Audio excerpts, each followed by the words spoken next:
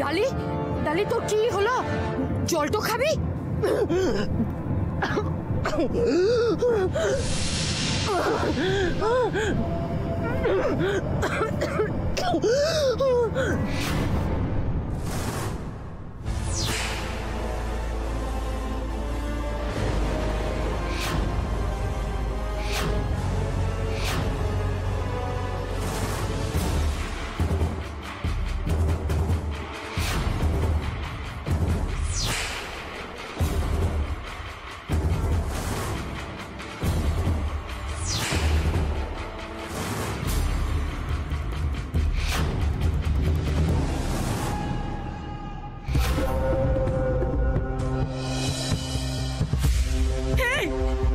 তোদের কি হলো রে?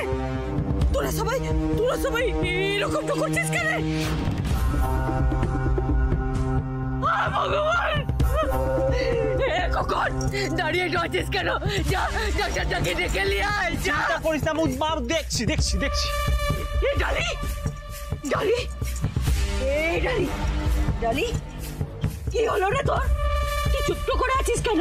কি কষ্ট হচ্ছে বল বল আমাকে, কি কষ্ট? লালন, লালন বেটা, লালন বেটা চুপটা খোল না বেটা।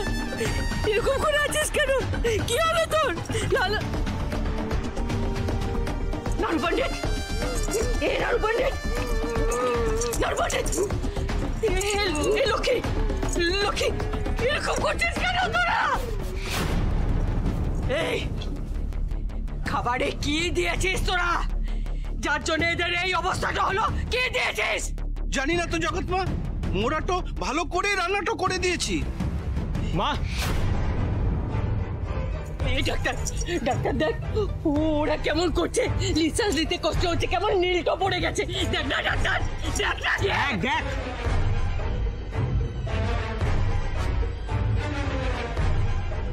এ কি, এ তো গ্যাসলা বেরিয়ে গেছে। এ তো মনে হচ্ছে বিষক্রিয়া হয়েছে। বিষ? এই খাবারে বিষ এলো কি করে? হ্যাঁ বল, কে মিশিয়েছিলি? কিছু মিশাই নাই, বিশ্বাস কর, মুখ কিছু মিশাই নাই। হে মদন ডাক্তার, ইয়ার এমন অসুস্থ হয়ে গেল কেন রে? কি হয়েছে রে, বল কি হয়েছে? আরে বিষ, ধীরু আর ধীরুর বউ মোর সর্বনাশ করেছে। আমার চোখের সামনে এরা আমার ছেলে আর বউকে বিষ খাইয়েছে।